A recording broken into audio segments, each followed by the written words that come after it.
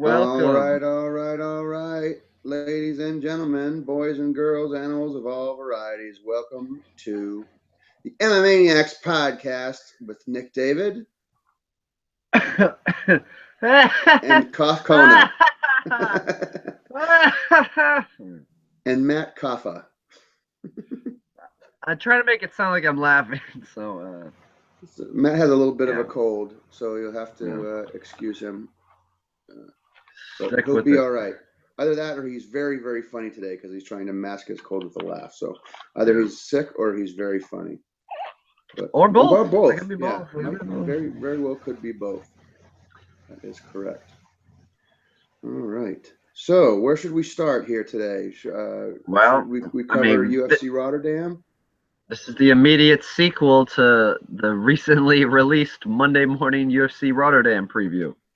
So, I don't know. You could just talk.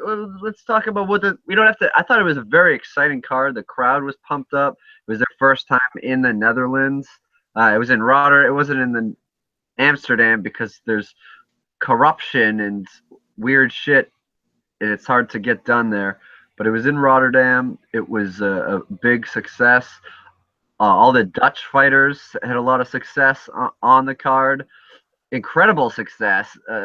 But it was mostly finishes. There was a couple close decisions, but those were also exciting fights in their own right.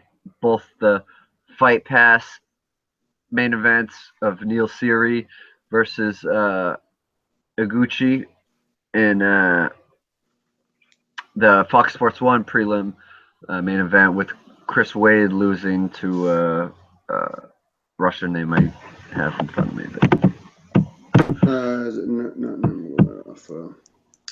Yeah, I got it. I got it. I'm looking. It was a really good card. I was very happy with the card. Because it was Mother's Day, Rustam Habalov. Yes. Because it was Mother's Day, I didn't get a chance to watch it all live, but I did get a chance to, once everybody went to bed, go back and watch the fights that I had missed. It was a really good card. Lots of good fights. The decisions that were there were good fights. They weren't boring fights. So I was very pleased with it from top to bottom. Really excited to see Struve kind of come back and put a stamp on, really seemed to be like where he left off when he left. So it wasn't, his first, he had to kind of ramp up to it, but I'm glad to see him back in fighting in the fashion which you expect to see Stefan Struve fight. So you don't know. I don't know because I don't expect Stefan Struve to just fight for 16 seconds. But I think that Bigfoot Silva is done. It's the first real hard shot he gets hit with, flattens him. The last two fights have been glaring examples of that. Him getting knocked. I mean, I know it's Mark Hunt and Stefan Struve, two big heavyweights, but anywhere you hit this dude is his chin. Yeah, I was just gonna say the same thing. His chin is the size of both of our heads combined. He just has an enormous chin, so you swing at him and you're gonna hit his chin 50% of the time. Even if you're trying to leg kick him. Yeah. So I agree. I feel the same way about Orlovsky. I mean, I felt Orlovsky should have retired a while ago, and I was proven wrong because he did real well and made a serious comeback. But I hate to see him get really goofy. I hate to see him take too much damage and then really have a hard time. But guys that keep getting hit like that and guys that keep getting their lights turned off. But that was a very unique way of getting hit. For those of you who didn't see, Alistair Overeem jump kicked him, Karate Kid versus Cobra Kai style, Yeah.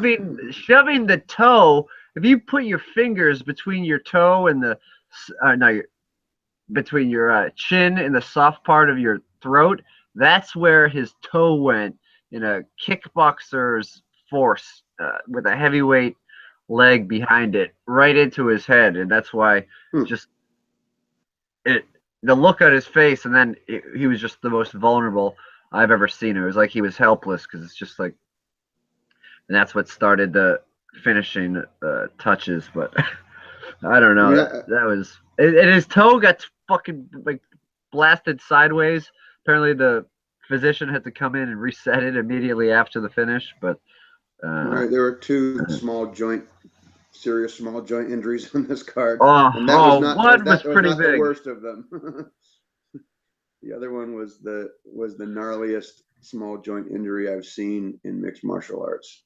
Yeah, and that was Josh Emmett who came in on 6 days' notice Yeah, to take on John Tuck, and yeah, moving his hands back in the third round, got bone blasted through the skin. He couldn't. There was still about 3 minutes left in the round or something when it happened, and it yeah. was gruesome. The thing that bothered me, and you normally don't see this. You don't see it a lot when you go overseas. The overseas crowds, even in Brazil, wherever you go, they tend to be a little more respectful and um, uh, if you, I expect it in America when you see a UFC that's filmed in America, people get very impatient, and so if there's not the action that they demand that they want to see, they start to get restless and start booing. You don't normally see that, especially Yeah, in kind of a really chill place like Rotterdam. I wouldn't expect them to be so, but they started booing dude because he wasn't engaging in the fight that they wanted to see. But he was still swinging with his other hand. He was still yeah, fighting. He's trying to hide that injury because if the ref saw that, the fight's over. So he knew it when it happened, and he kept it tucked, and he didn't let the ref see it, and he toughed it out. And God love that dude. I mean, that's some real deal shit right there. That's some digging into the depths of your gut Dig- and really, really pulling out a crazy performance in with a gnarly injury. So most people would have been like, oh, oh. That's how I would have been probably. I would have screamed like a little girl and started pointing at my hand and running around the cage. And that guy just hit it. He kept it hid from the ref, and then he was throwing punches with the other hand and got the well deserved victory. I thought. yeah, hard fought first 2 rounds, and was looking good. He had been training for a 5 round fight in a regional promotion, so the timeline just happened to work out, and uh, he was impressive through 2 rounds for everything that went behind that fight, Yep. and to see him survive, I was happy as well. Yeah, um, I I didn't know if I've never seen that happen with a small joint injury, a referee stopping the fight, but he's the sole arbiter, so it could be his decision. But I don't know if the time and I think he would get the doctor. I don't know. I've never seen a finger do that before. I've only seen it with toes, and I you kind of I think you have to because if there's a bone sticking out and you inadvertently throw a kick, you could poke somebody's eye out. It's if you're not a lot of that stuff is muscle memory. A lot of that stuff is just ingrained in you. It's a combination. You go 1, 2, 5, whatever their combination is. You're Yeah, doing four kick punch combinations, and you don't think of what those combinations are. They're ingrained in your brain, and so you throw that kick without thinking about it, and bam! Now you've jammed your bloody bone stub into somebody's eyeball socket. So I think that the ref would yeah, have to stop it. I've seen them stop it for much less stuff than that. It didn't seem like he would have had a muscle memory to want to punch him with his broken bone. He looked pretty. No, I agree. Paid I from it, agree, but but I would venture to say I'm interested. I'd like to ask a referee that. oh, Um, we could do that. Why I, don't we get I'm the going to Kevin McDonald ball here. rolling? I'm gonna message Kevin McDonald right now and see if he'll get back to me while we're doing the podcast and see his thoughts on it if he would have stopped the fight. Because I'm Well, if curious. he has ask him if he has a Gmail address, and I'll add him to this live broadcast, and that'll be the easiest way, perhaps. In the meantime, I will talk about the first of all, the main event, co-main event, and the lead-up fight to the main event. And plus the one big homecoming result for one of the Dutch fighters were the 4 bonus winners of the night. There was no fight of the night bonus given, but with the knockouts in the main and co-main event, Gunnar Nelson's submission over Albert Einstein Tumanov in the women's bantamweight fighter returning was really that won $50,000 for all 4 of those fighters is what I was trying to say. Well, Germaine de Randamie, I can remember the Dutch She's a fighter's hard name. name to pronounce. Yeah. But that was a very exciting fight, although her opponent lacked Anna Elmos lacked 6 inches in height and reach. Yeah. She was getting in there trying to work it out of the clinch. She was putting her up against the ground. fence. Yeah, she was putting her up against the fence and trying to get her on the ground, but she wasn't really having the luck. But she was game. She was a gamer. She was in it to win it. She wasn't shying away from the fight. That's for sure. Yeah. And I picked her because I didn't really know either of the fighters. They give you so much information right before the fight that I love to there's so many of my picks that I would have changed if I hadn't already sent my picks out. And that was one of the ones I would have changed. Like when I saw them come in, I was like, oh no. Like if I had money on the line, I would go, I'm betting on this girl here. Just her length and her Muay Thai background and her experience. I thought that she was gonna do what she did. But I picked the other when I go down through the list. A lot of there's so many fighters in the UFC now. A lot of the prelims, they're fighters I don't know. Like I didn't know either of these women. So I said, oh, it's an underdog. She's making her debut. Let's give her. Let's see if we can get an extra, because you get an extra like 175 points on the UFC fantasy if you pick the underdog. So I'm like, let's give it a try. Yeah. But I was not excited. I was not excited once they were going to the cage and they were in the cage and they were talking about.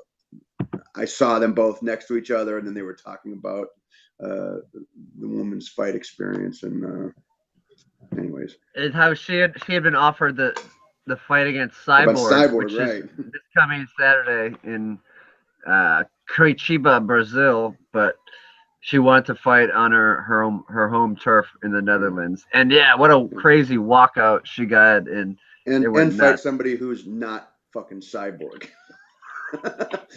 That's a bonus too. I mean, she knew that. Yes, I do know. She knew that Cyborg wouldn't be there in Brazil, but I'd like to see that fight. That's an interesting fight. Is her against Cyborg? Maybe that will be Cyborg's next fight. I'd like to see that. I'd like to see those two get down. Do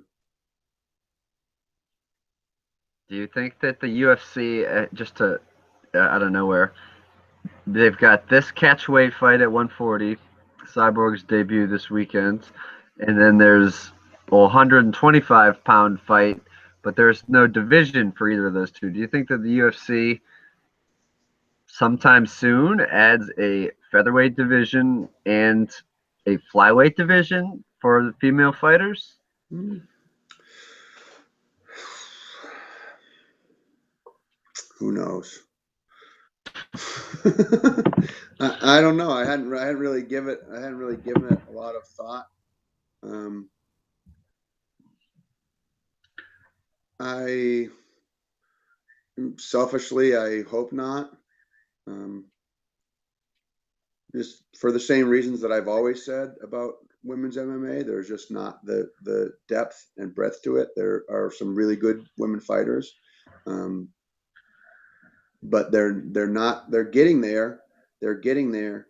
They're getting much better, but the the pure ability is not at the level of where the men are right now. It's not like I don't know. I can't think of it. Fencing or something like where. So I'm taking it you didn't watch this weekend's. Excuse me, another coffee drip.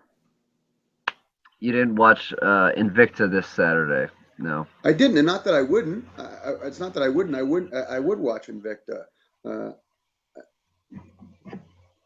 I just there's so many fighters in the UFC. There are just other fights that I would rather see. And especially when it's two women that I've never heard of. But can you say though, but with the amount of events that are happening in the future, this isn't like this isn't like I mean, it's mostly a pay-per-view a month, but there's been a lot of nights of free cards. I mean, they're doing 3 days of fights, and I do want to run through the list of fight announcements that have come forward for most of the Dos Anjos Alvarez card was announced, possible new co-main event in that, and they announced the headliners of the unfortunate card. Well, not 201, but the first card after 200, which is in Sioux Falls, North Dakota. I think North Dakota. So I think it's South Dakota. South Dakota. And it's a great main event, but I don't know. It's just to have it a thing in South Dakota, I think. But it's Michael Chiesa against Tony Ferguson. That's a fucking great fight. Oh my Jeebus. That is a crazy good fight. I'm really excited for that fight. Because I really like both those guys. I think they're just monsters. Both of them are just monsters. And I have no idea what's going to happen. Really no idea. They're both so good. But here's the thing. It's Chiesa to me is like Ronda Rousey in the sense that every time I've been like, no, he's not gonna. He always does. He always pulls through every time. He finds a way. The guy has real serious grit and really good abilities. His submission abilities are unbelievable. I mean, he has his own jiu-jitsu that he does in Washington, but he goes out to Schaumburg, Illinois, really a lot, and he goes to Luis Claudio's place, and he trains with Luis Claudio, who's a black belt under Rickson Gracie. Rickson Gracie has, I think, maybe 20 black belts that he's, and Luis Claudio is one of them, and he's like one of the first ones. I think he was one of the first 1 or 2 black belts that Rickson Gracie. And he's a badass. Luis Claudio is a badass. He's a tiny dude. He's only like 5'6" and 160 pounds, 170 pounds. But he's just really, really good. The whole point of that is I know that Chiesa does a lot of jiu-jitsu in Washington, but he's getting that instruction right from the source. He's getting it from one of the very best jiu-jitsu guys out there. So And Luis Claudio is the same guy that trains Ben Rothwell, and also what's her name has been going over there too from Washington. The Venezuelan vixen. I can't think Juliana Pena. Yeah, Juliana Pena. So she's been training out there in Schaumburg, Illinois, as well. That's the place that I went and I did the one day of training over there, and they were just coming back into town. They had flown in that morning or the night before from the UFC event where Ben Rothwell got that go-go choke. So that was all the rage when I was out there. But the whole point of all that was Chiesa's ground game is really exceptional, and he has ultimate confidence in it. He doesn't second guess it at all. He feels like, and if you saw the interview with him on the fight yesterday, they were talking to him, and he said, "I think I could submit anybody in the world." So he's a bad dude. I don't often bet against Tony Ferguson, but I think I got to go with Chiesa on this one. And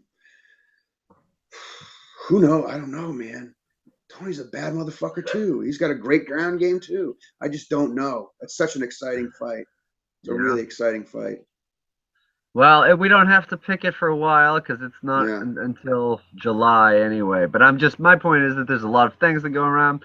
But there is a UFC on Fox headlining main event, UFC on Fox 20, and that's Holly Holm against Valentina Shevchenko, who I think is just her third UFC fight. But she has the distinction of having defeated strawweight champion Joanna Jędrzejczyk in Muay Thai competition on multiple occasions. I think 2 or 3 occasions. So I don't know if that makes you like her more. So what was the weight class? What was it? Seemed like I don't know. I mean, it was different because they were kilograms or something, but it was kickboxing, so it wasn't as specific, I guess.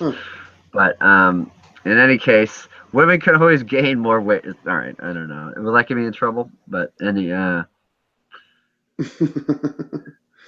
maybe they fought at 125 before. Maybe maybe they met in the middle or something. That's a possibility. Yeah. That just seems like I when I think of Holly Holm and I think of Joanna Jędrzejczyk, it's like a giant and a mouse. It's like two people that don't ever look like they should be fighting each other. So when I think of Holly Holm fighting a woman that has fought Joanna Jędrzejczyk, I go, what in the hell does that look like? Does that look like Bob Sapp versus Don Fry? Let's see, because I'm curious myself. I know that because I was looking ahead at all the cards for UFC 200 weekend, and the Ultimate Fighter finale, of course, is the night before, and that's Gadelha going for it in a rematch, the split decision loss against Joanna Jędrzejczyk, and I was listening to that as I was editing that podcast today, and I stand by that. I really think that after the bell punch cost her that fight. I really do. I mean, Holly Holm is only 2 inches taller than Jędrzejczyk, but 20 pounds. That's a difference. But anyway, the fights that were announced that I'm particularly excited about. Have you seen any of these? No, go ahead. Okay. Mitch Clark versus Joe Duffy is going to be. I'm not sure who Mitch Clark is. Okay. Well, it's less exciting, but. Who is he? Well, Mitch Clark is someone that 4% of people are picking to win, apparently, but I don't know. He's an 11-3 fighter. He's from Canada, so maybe that's where I saw him on one of the. Maybe he was on the Saskatoon card, but 5'10". They have the same reach and height. It's pretty even in that case, but Roy Nelson, Derek Lewis, of course, we already knew about that, but right. Sorry, I can't find it. And oh, Nordine Taleb, Alan Joban, or both of those guys were in recent play. What is that sound you're making? It sounds like you're rubbing something. I spilled water on my rug, so I'm cleaning it up. Okay. Sorry. It's all right. Because I momentarily couldn't find the window with the video, and it just sounds bizarre. Anyway, would you care for a sip of my delicious carpet water? are you gonna bring your rug out of my mouth? Well, since you asked that way. Yeah. Yes, that sounds good. Doo-Hoo Choi, the Korean Superboy, against Thiago Tavares. That's one that's on the Ultimate Fighter 23 finale. I don't know. We completely skipped over talking about Gunnar Nelson and the comeback performance that he had in Rotterdam against Albert Einstein Tumanov. Yes. But okay. Well, I predicted that in my picks, but again, I don't know why it does this sometimes, but it just doesn't pick the round for me. I'll put the round in and I'll save it and I'll look at it and it's there. And then when I go back and check my picks, the round's not there anymore. So I don't know. It's a weird thing. Yeah, well, it is what it is, I guess. All right. Sorry, I'm a little discombobulated because I can't find the video window, so I don't know what. All right, I can edit all this down. So yeah. All right. Well, what do you want to talk about next? You do have the list of fights for UFC 198 you want to go through, or do you want to? Yeah, let's talk about that for a second. Let me find the list here, and then we'll.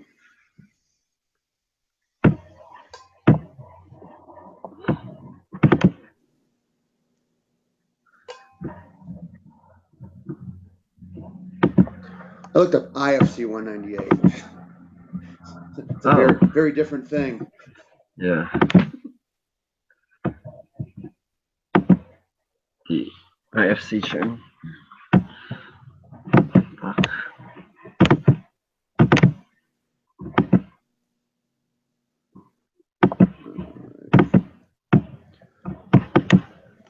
Yes, UFC 198. This is goddamn. This is exciting, very exciting card for me. I'm very excited to see some heavyweight action again, and it's all like the best Brazilians on this whole card. It's all like the top Brazilian fighters in the UFC on this card.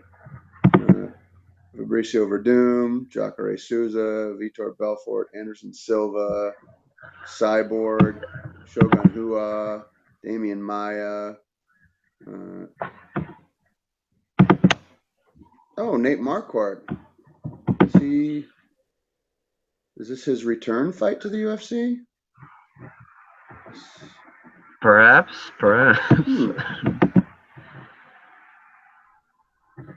Interesting. I thought he was fighting for another organization. Well, hang on one sec, Nick. I gotta. Okay.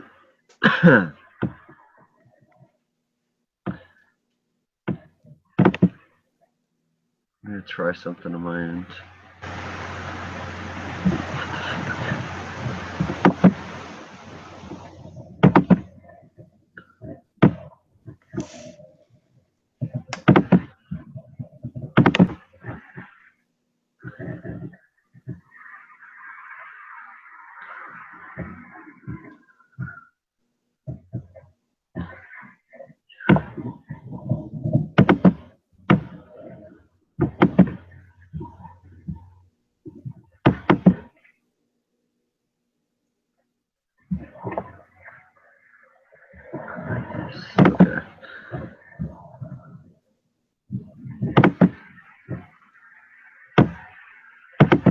Okay. Okay. I think everything is fine. Can you see me and hear me all right? I can, yes. Okay. Sorry for that. I don't know why I thought Nate Marquardt left, because it looks like these are all UFC fights. Looks like he never left. CV Dalloway, Kelvin Gastelum, Brad Tavares, James DeHuna, Hector Lombard, Jake Ellenberger, Tarek Safadine, Tyrone Woodley, Dan Miller, Yushin Okami. That's back to 2010. So those are all UFC fights. Looks like you've just been ships passing in the night. Yeah, I don't know why I thought that.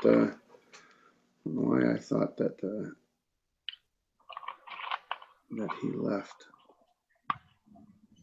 Okay, it sounds like you're doing some internet stalking now. Well,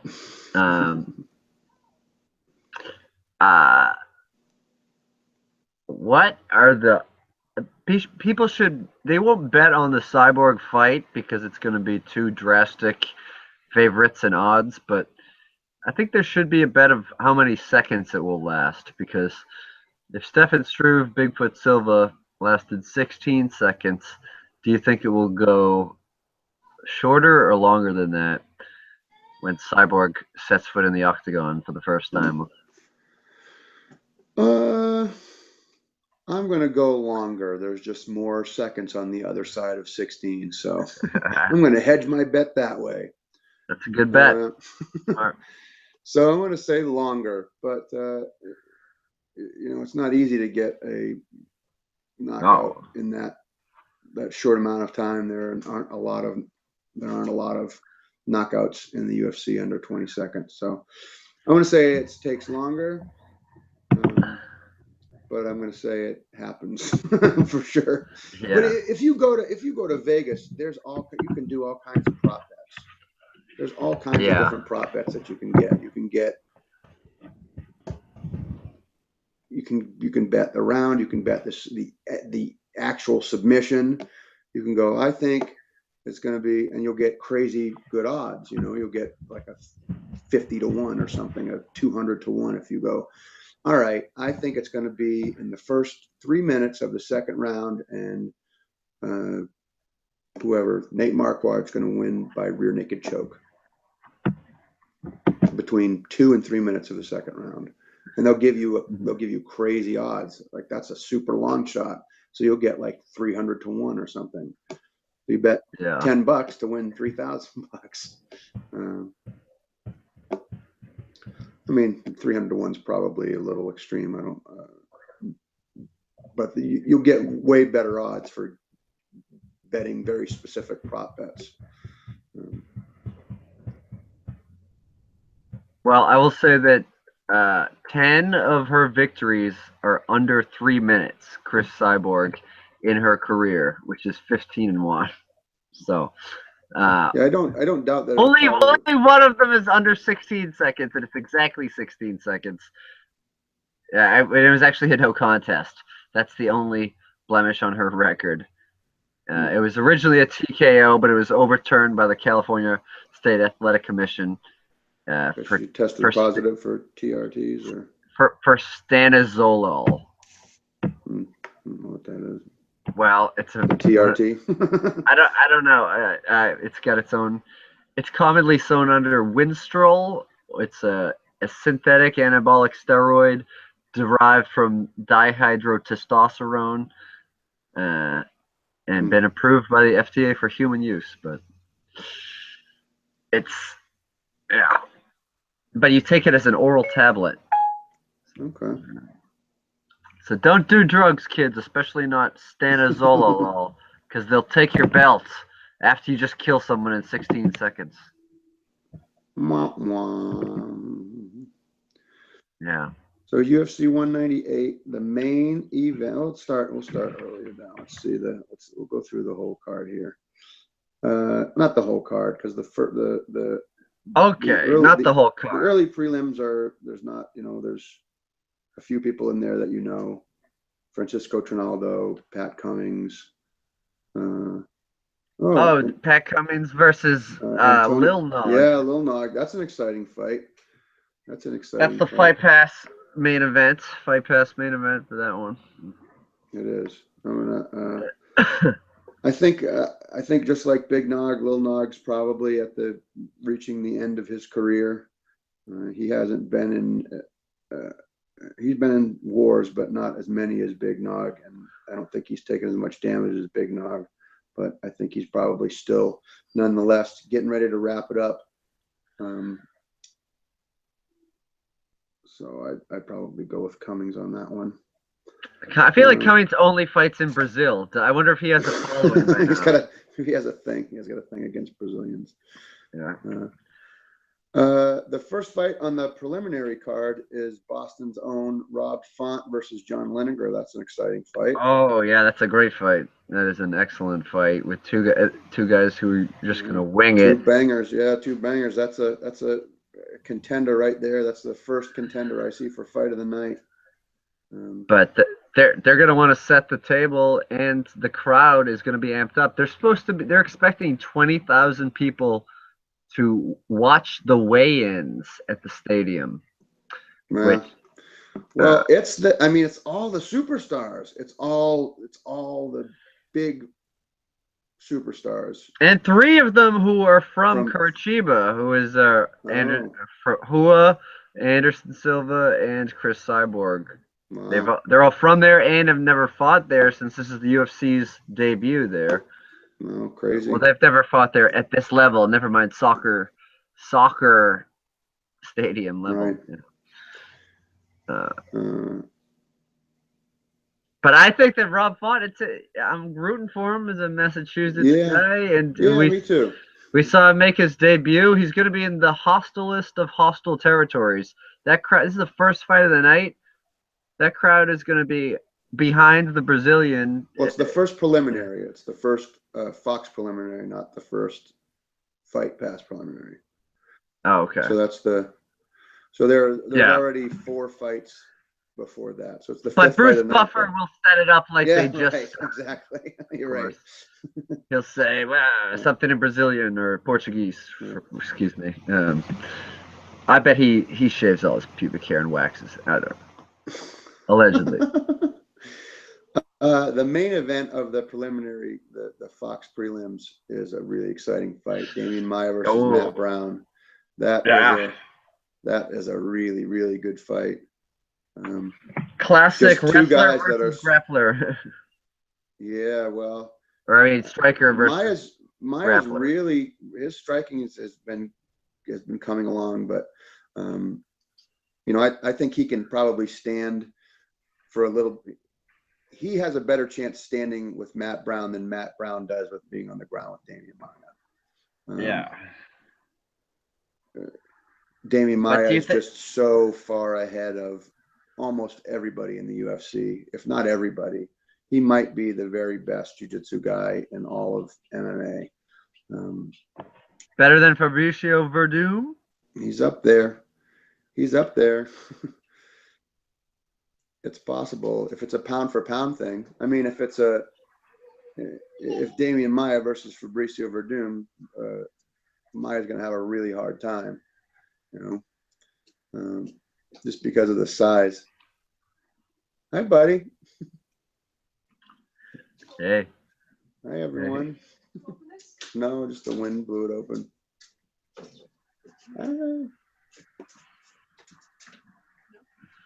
Hi, everyone. Bye, everyone. My family just came in for a moment. The wind. The wind blew the door. The wind blew them in. Yeah. The wind blew the door open, and then my son, who didn't know I was in here, was like looking in the door. He was peering, and he was like, "What's going on in there?" My roommates were very surprised to find the last time we podcasted in here that I was alone. They're like, "Who are you talking to in there?" I was doing a Google I Google think Hangout. I think at this point we're probably pretty even on the ones we've done over the air and the ones we've done live together. But this seems to work out pretty well. Yeah.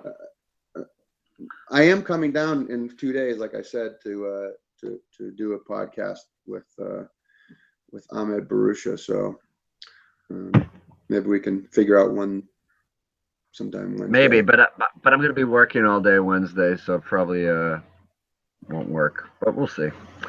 What time? How late do you? We'll talk about the podcast. Yeah. We'll talk about. Nobody should know my schedule. We need to bore everyone with the work details. Yeah, we bore everyone with other. That's right. We'll figure out ways to bore them. So Damian Maia, Matt Brown, that's crazy. Good fight. The entire. It's not very often. It's actually almost never. It's almost never that the entire main card is exciting to me. Usually there are at least one, in usually 2 or 3 events where I'm like, yeah, whatever. Why is that on the main card? Why is that on the main card? Why is this fight that's down here on the early prelims is a much more exciting fight? Why is that not on the main card? I mean, it's not very often where all 5 fights on the main card, I go, fuck, wow. They're all exciting fights. So this is a really good. Don't read them. It's a good looking card. We've got the very first fight is Shogun Rua versus Corey Anderson. No idea what to expect. That's a crazy fight. Second fight, Chris Cyborg. I would expect Corey Anderson to try to wrestle him. Yeah, I mean quiet the crowd early and take him out of it. That's his best bet. I don't think he's gonna be able to bang with Shogun. The second fight is Chris Cyborg versus Leslie Smith. Ooh. The third fight is, and this is a weird thing, that Anderson Silva is the third fight down from the main event. It's been I think this is the first time. This is the first time he hasn't main evented in a long time. I think it's been years since he hasn't been the main event. Well, at least he's on pay-per-view, right? He was on Fight Pass, headlining in his last fight. Right, but he was the headliner. Yeah. More people might have seen it. Yeah. Maybe. So he's fighting Uriah Hall. That's a crazy, interesting fight. I never would have thought of that fight. And it's funny when you get a fight where it catches you really off guard. You go, oh shit. Wow, those two, crazy. That's a great fight. Well, Uriah Hall had been unfairly compared to Anderson Silva, or as the spoken I know, of. But I don't know why it didn't occur to me that they would fight sometime. But you're right. They had been compared to each other. But that makes it, just to put a pin in what you're saying right now. I never sat down and wondered too much about that fight, because it's the middleweight division is a weird place right now. So the matches that could be made or should be made kind of blur. But one thing that we learned this weekend at UFC Rotterdam was not part of the actual fight card, was that Rashad Evans confirmed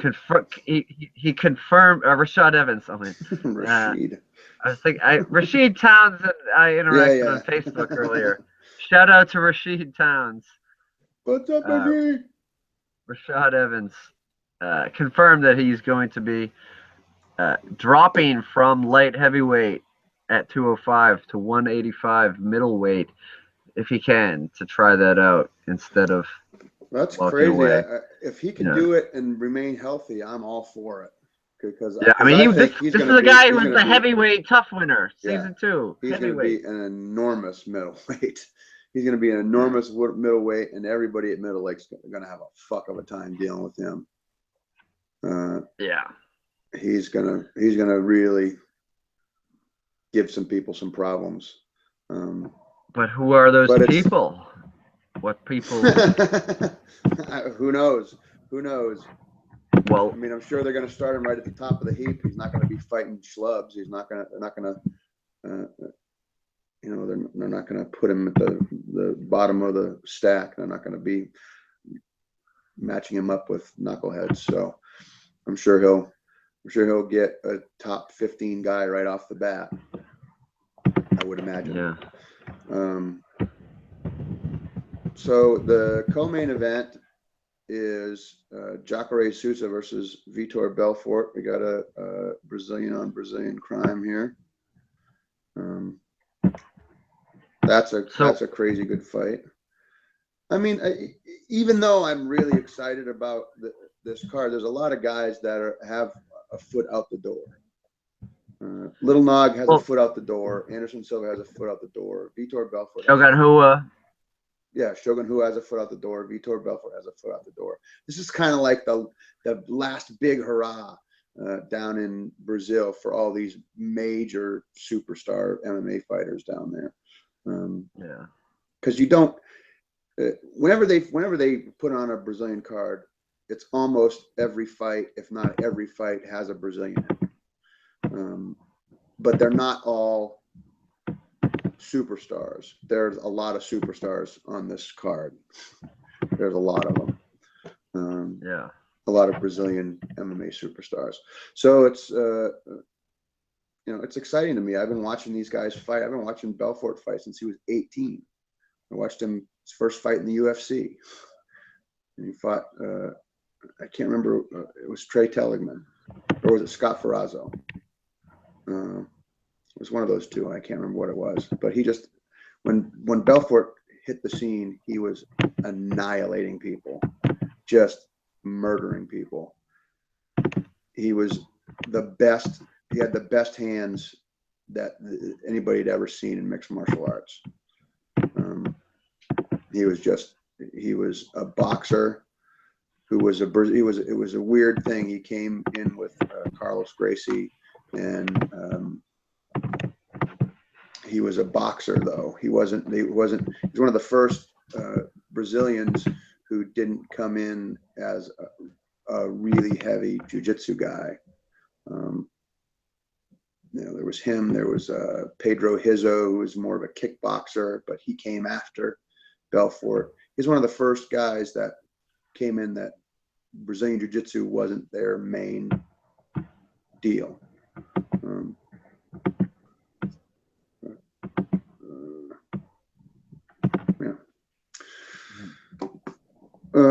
Anyways, so he's been around for a long time. He's probably going to be wrapping up soon. I can't imagine he's going to be in there for a hell of a lot longer. Maybe he's got 5 more years in him. Anderson Silva, I think, has less time in him. Shogun Rua, I think, has less time than both of them. I think Shogun Rua has probably got a couple, 2-3 more fights in him. Lil Nog is another guy I think has maybe 2 or 3 more fights in him. Damian Maia, I think, is somebody that can make another run at it. I think he can make another run for the belt. Mid-run. Yeah, he's mid-run almost. I would say. Yep, I think he's on his way there. I think he's going to have a really hard time with the guys at the very tip top of that division.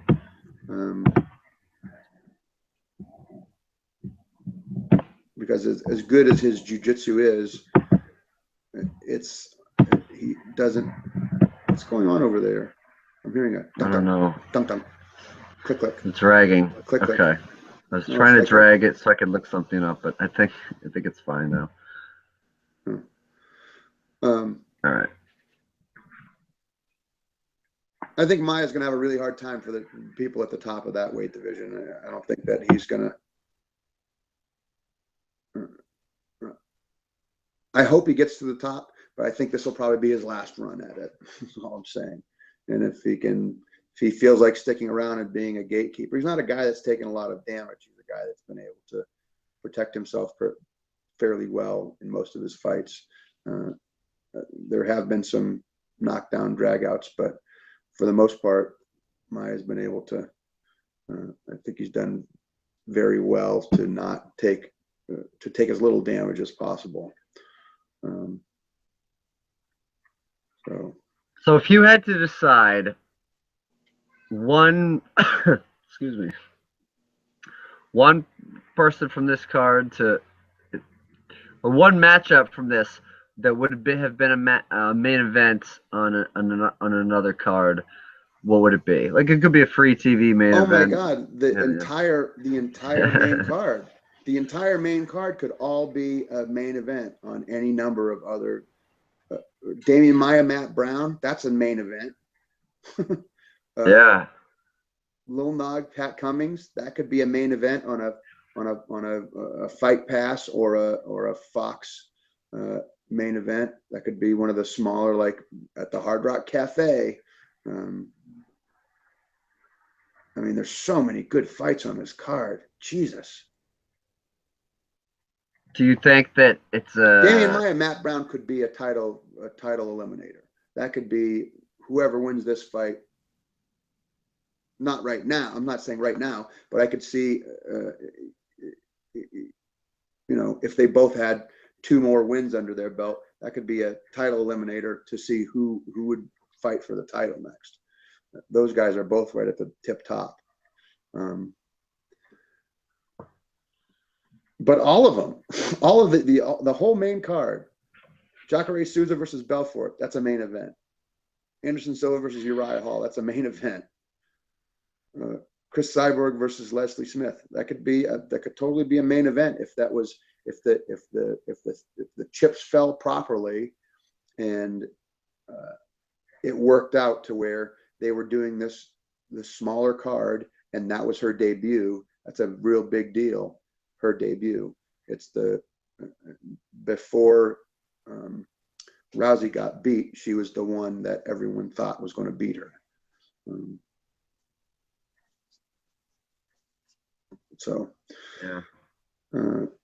She was the other big deal in the women's bantamweight division.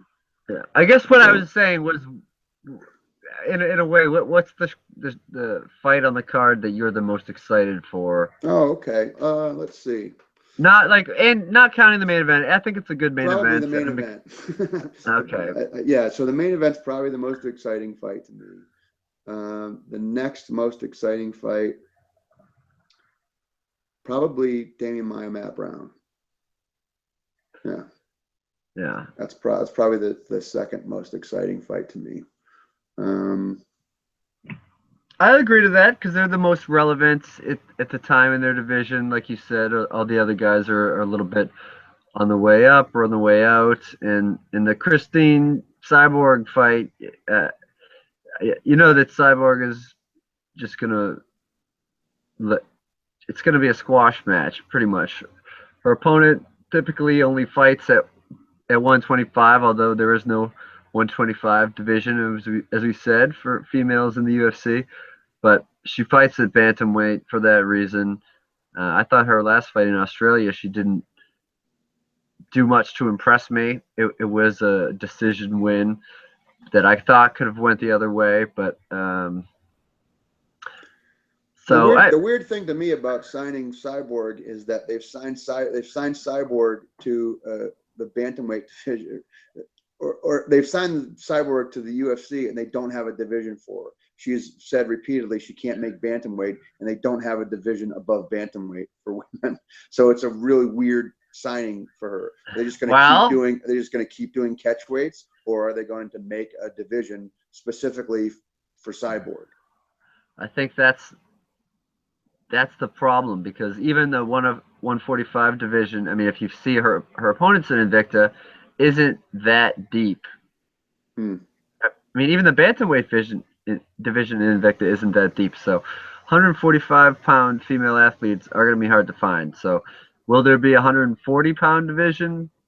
I don't know. That's I don't know if there is that.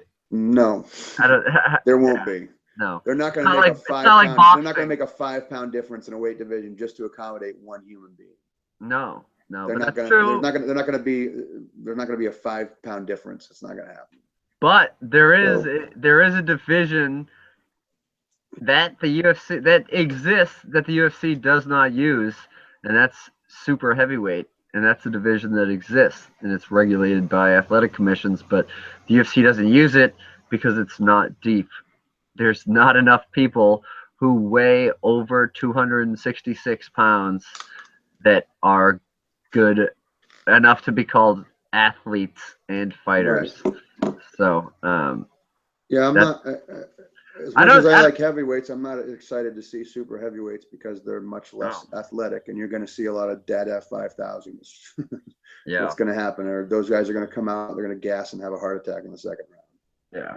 round. So I agree. I'm agreeing. I'm just saying for the sake of argument, if I don't know if they could make a super bantamweight, but uh, uh,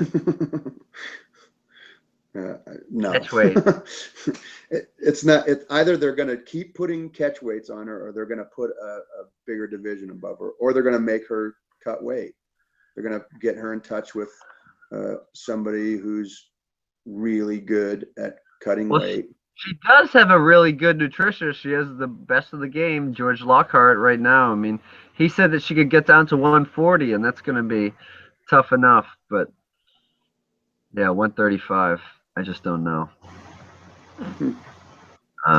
Well, it's a weird. It's just a weird thing. It feels like it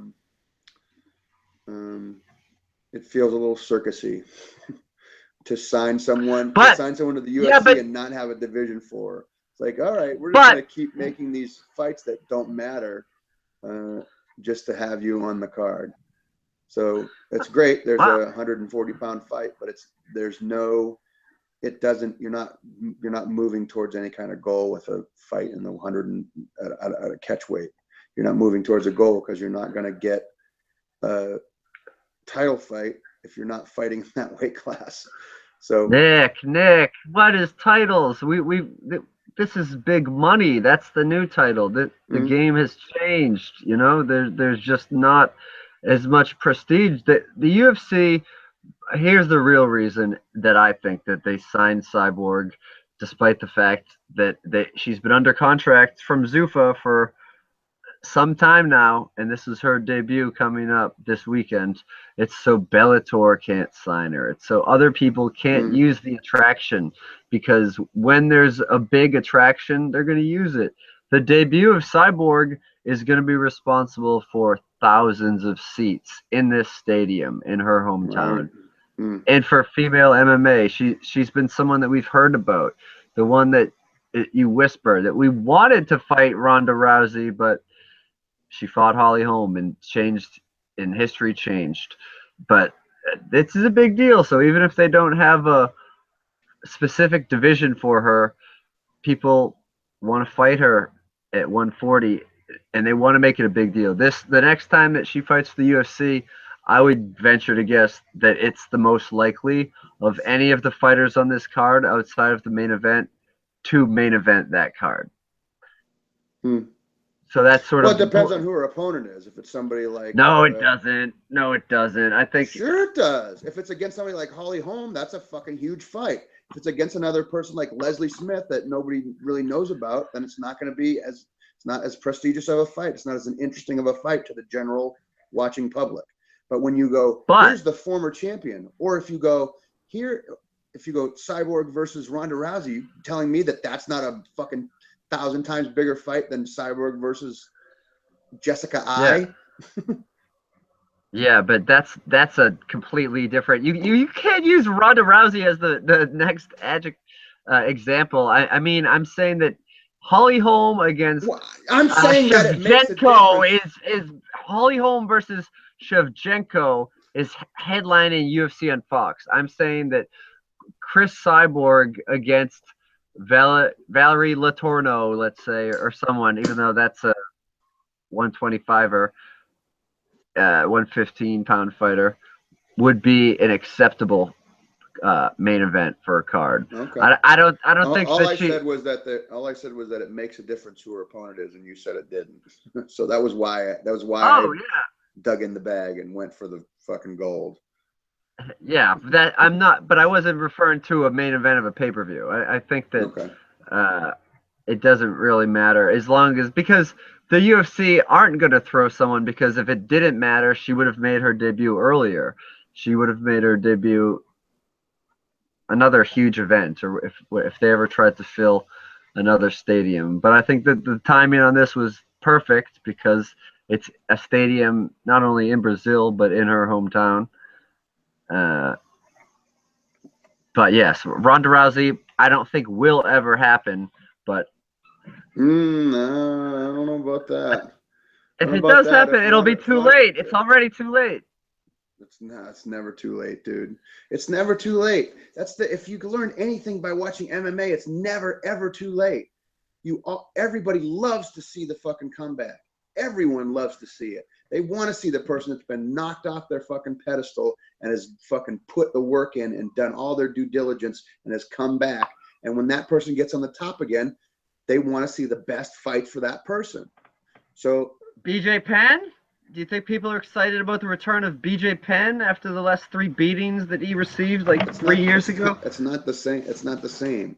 It's not the same at all. BJ Penn has retired like 4 times.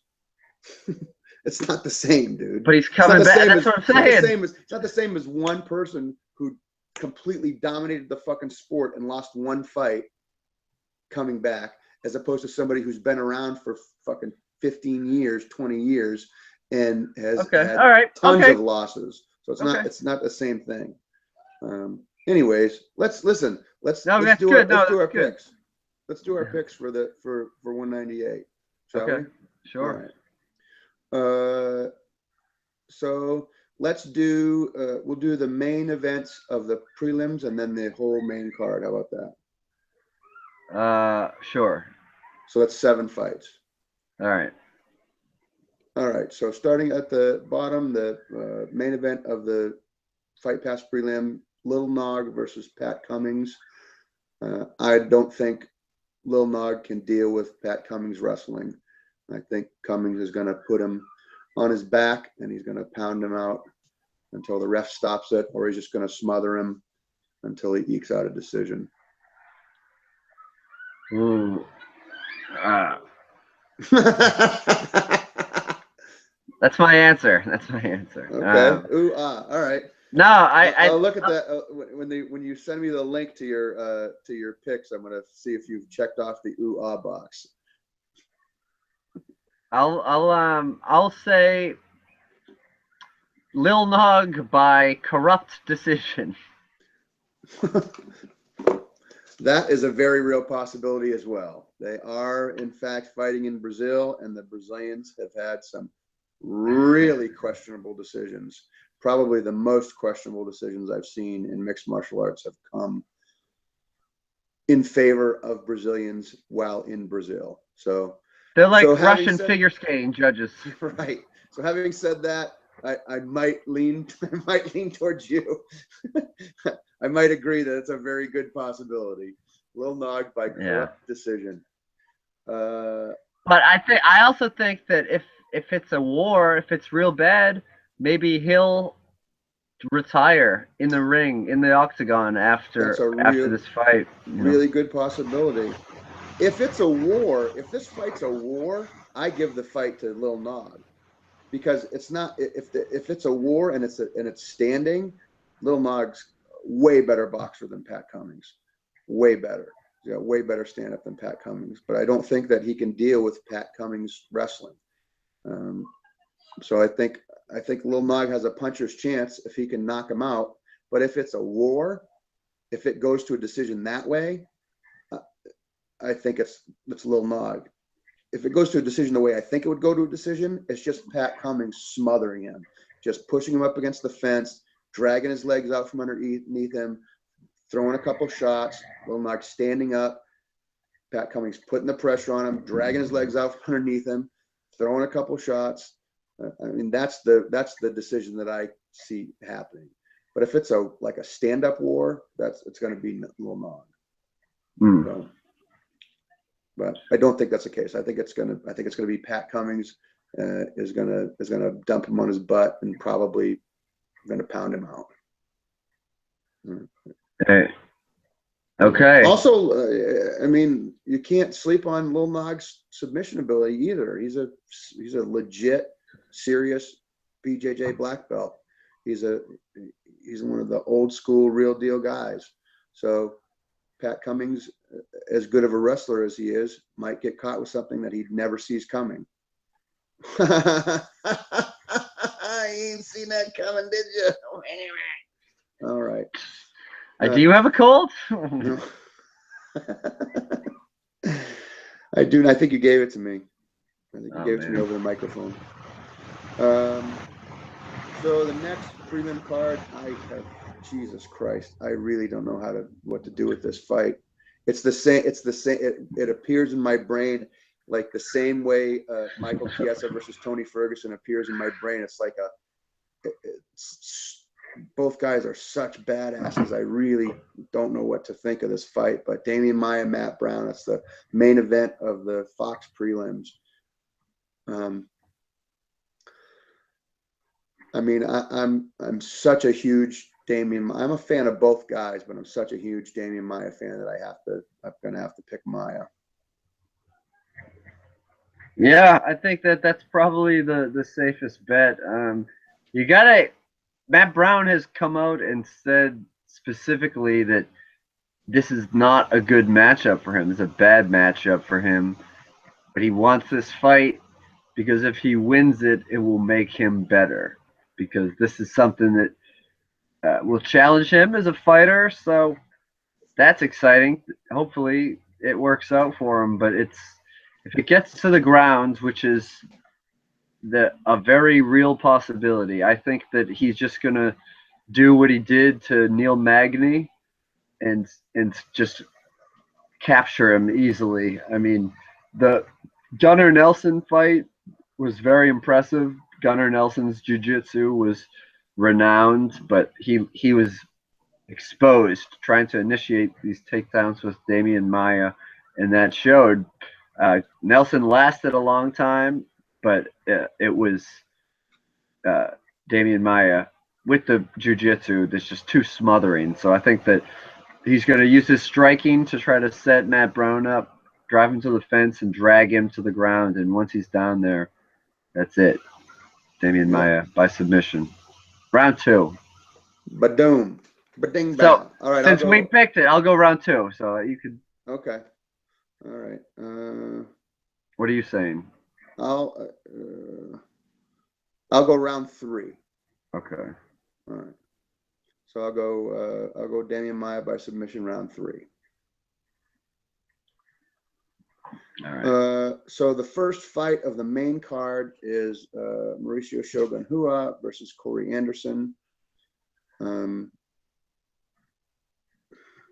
that's a tough one, man. I mean, I like both guys. It's another fight where I like both guys. I have to go with Shogun Rua, although I think he's headed out the door. I think he still has enough in the tank to, even though Corey Anderson is kind of a young up and comer, and he's trying to put his stamp on his division. I think that Shogun Rua has enough left in the tank to knock out or submit Corey Anderson. So I think if it goes 3 rounds, I think it's Corey Anderson. I think Shogun has a better chance of finishing. I think Corey Anderson has a better chance of decisioning. Well, I'm going to say the opposite. I'm going to say Corey Anderson, Beastin 25-8, finishes Shogun Rua by knockout. I think Rua's been knocked out a lot. He's susceptible to it. Yeah. It could happen right up against the gauge.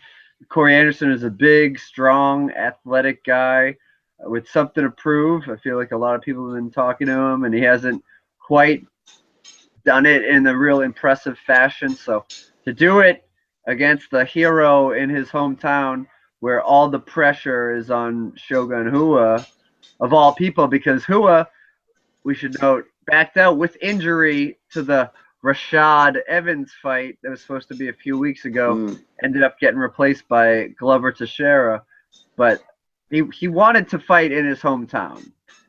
Right. So whether his injury was severe enough to really cancel, we'll give him the benefit of the doubt. But that still doesn't mean that there's not that huge pressure. The end of your career. To have maybe there's a really good chance that this is his last fight, and that he wanted his last fight to be in his hometown, and so he pulled out of that fight just to be on the Curitiba card, so he could make his last fight in the UFC in his hometown. So. Okay, so far, I've got one outsider and one hometown boy, and you've got the same but the opposite. So good. The next card, I don't think anybody. I don't think there's any surprise here. It's Chris Cyborg. We're just gonna say Cyborg. We could say Leslie Smith. We could say Leslie Smith is fighting. She hangs with the Diaz brothers. She may try to Stockton slap Cyborg at one point, but Leslie Smith, big payday, I'm sure. But thanks for coming. Thanks for coming. So we got Cyborg. I got Cyborg by first round knockout. I got by first round knockout. I think we're both are at that spot. The next fight. Does verbal tap out count? No. In the middleweight division, Anderson Silva versus Uriah Hall. Yeah. I'm not ready to give up on Anderson Silva. So many people are ready to give up on him. I'm cautiously optimistic when it comes to Anderson Silva. I feel like there's a chance that he won't be back, but I feel like he still really could be. I feel like it's the same. It's the same when people, are so sure about Bernie Sanders not getting the nomination. I still have hope and optimism that he could pull it off. But I think Silva can still do it. I think he still has it in the tank.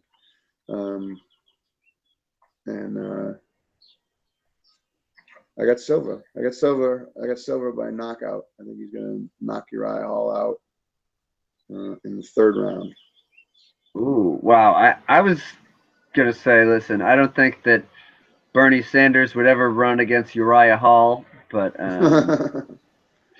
I think that Uriah Hall has almost lost this fight from a mental standpoint because he's already said how much of a fan he's starstruck by Anderson Silva. All this. That's always been Uriah Hall's biggest problem, is that he's mentally weak, and it's a shitty thing to say about somebody, but he has too many doubts and too many demons in his brain for him to get out of the way in order to let him become the fighter that he could be.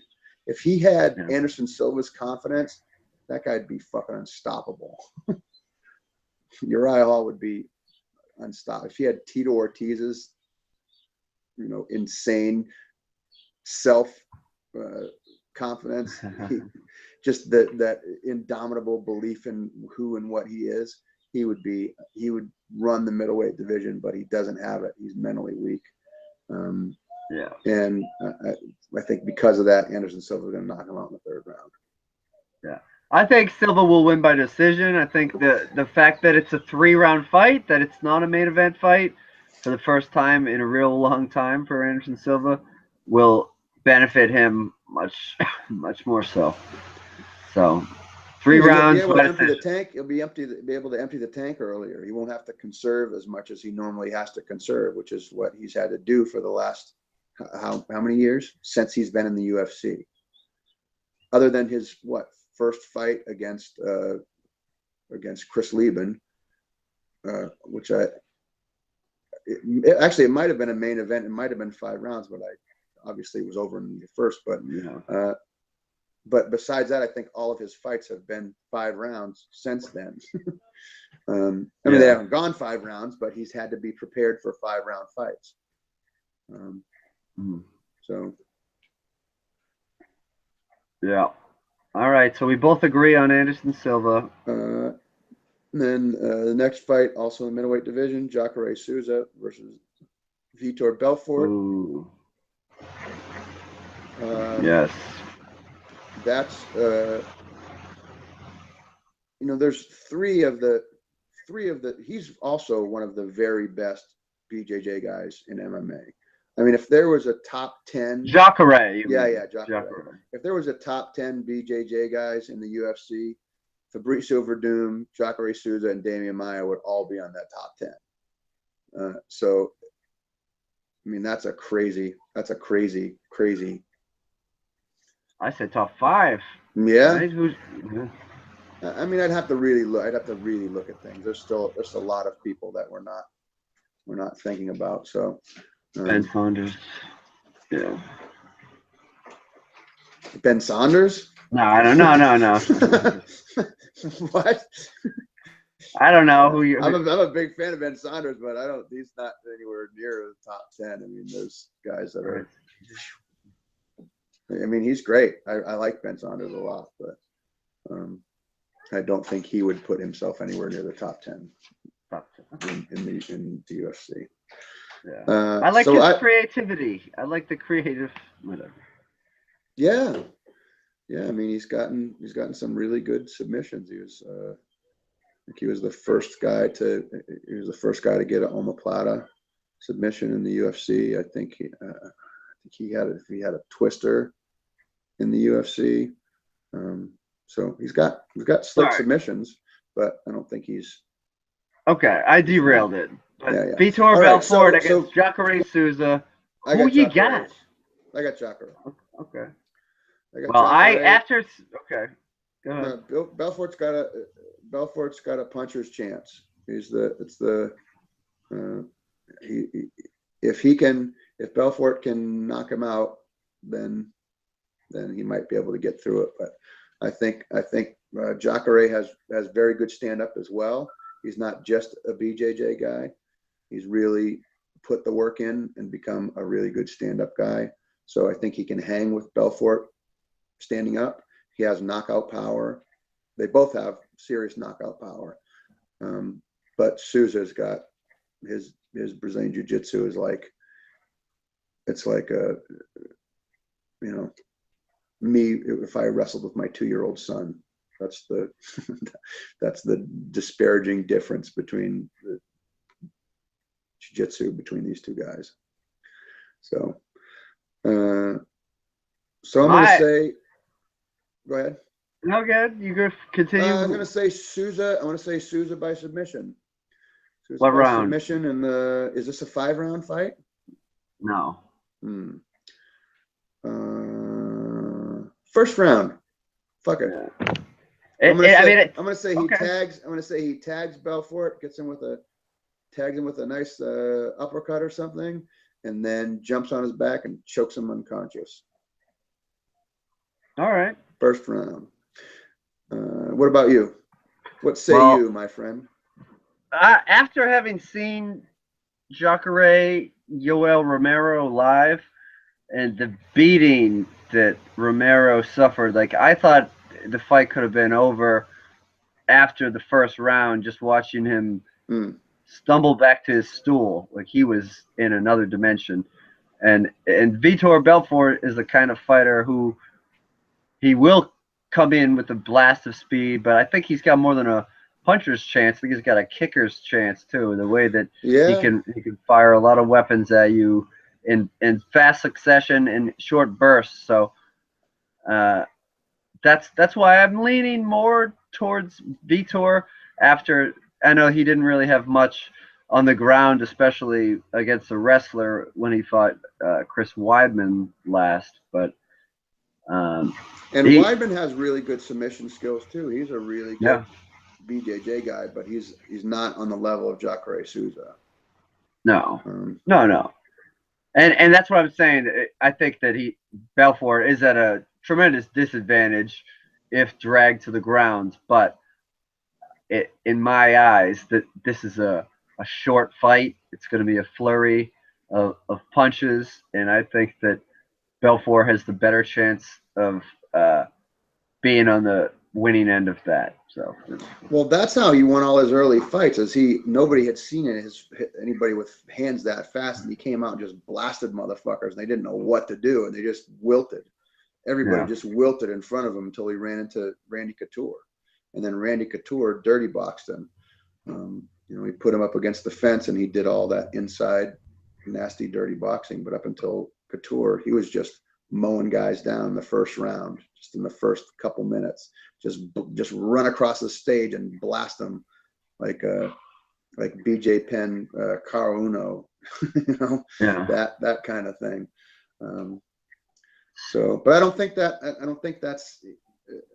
I think especially since in the last few years he's kind of relied on TRT and maybe some other kind of special herbal supplements in order to make him stronger and recover better. And now that he's not able to use those things, I think that it's affects him. And he's another guy who he's a guy like Uriah Hall who has let his psychology talk him out of things that he should have been able to do. So I won't say he's mentally weak, but he has doubted himself a lot in the past, and it has affected his ability to fight in the past. And I think it probably still affects his ability to fight now. And so I got Souza by first round submission. All okay. Right. And you have Belfort by first round knockout. Yes. All right. The main event, Fabricio Verdum versus Stipe Miocic. The battle of the strange named human beings. I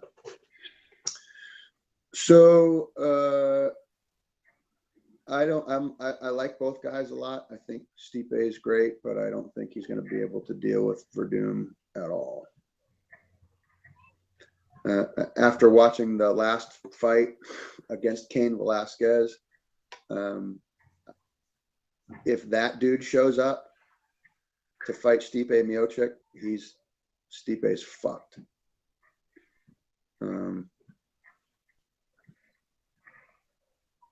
So I'm saying that dude's going to show up. I'm saying Verdum's going to show up and going to put the screws to Stipe. So listen, I think that nothing to take away from Verdum's performance at UFC 188, but it was high elevation. Cain Velasquez hadn't fought in 2 years or something close to that. Verdum is an excellent fighter, but Miocic is looking real good lately. I know he disposed of Arlovsky in under a minute. He pretty much ended Mark Hunt's life.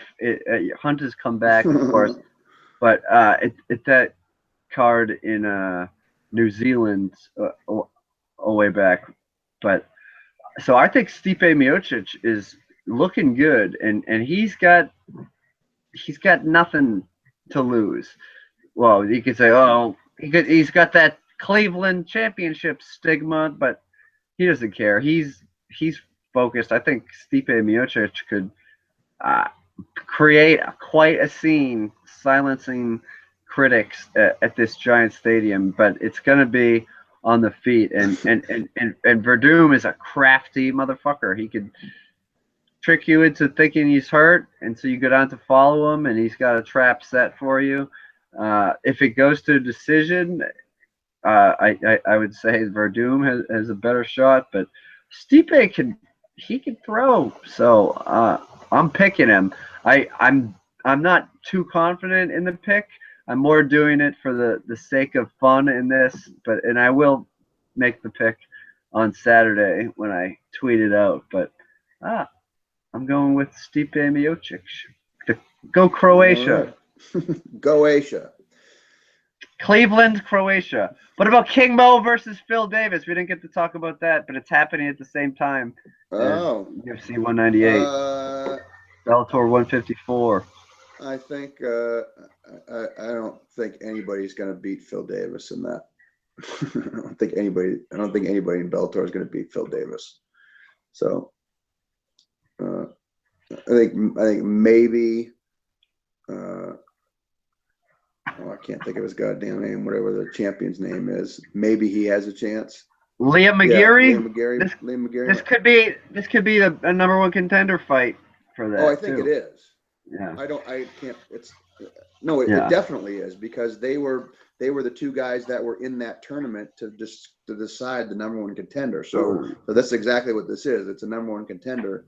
So whoever wins this fight is going to go on to fight Liam McGarry. I think Liam McGarry has a chance. I'm a big fan of Liam McGarry, but Phil Davis has so many goddamn tools.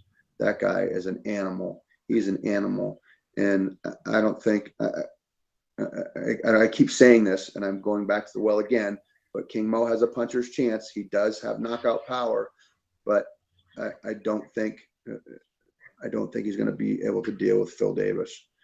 I don't think he's met another wrestler that has as good of a pedigree as he does. King Mo has quite a wrestling pedigree, but so does Phil Davis. Oklahoma State. Yeah. So, I mean, I got Phil Davis by, I'm going to say knockout. I'm going to say knockout, Phil Davis by knockout in the second round. All right. Well, then I'll just say King Mo by decision. All right. First round. Well, they're still dry. first round decision. Before they even, as soon as they touch gloves. Submission. I meant submission. First round. First round decision. Love it. Yeah. Hey, that could happen if there's a foul. All right. Well, decided to make it. I'm gonna. That's our 30 seconds of Bellator chat at the end. So that's fine. That's it. That's our quick Bellator snap. But Bellator is doing something that they've done before. So if you're watching the prelims, they have military veterans who have an interest in fighting, and they get them trained, and they have a fight. So that's cool, and it's a nice cause for them to do. So check that out. It's a big day in mixed martial arts on Saturday. Either way you put it. Yeah. I have my band has a wedding to do, so as soon as we pack up and get out the door, I'm going to beeline it to the closest place I can to find the fights, which will unfortunately probably be a Buffalo Wild Wings. Yeah, baby. So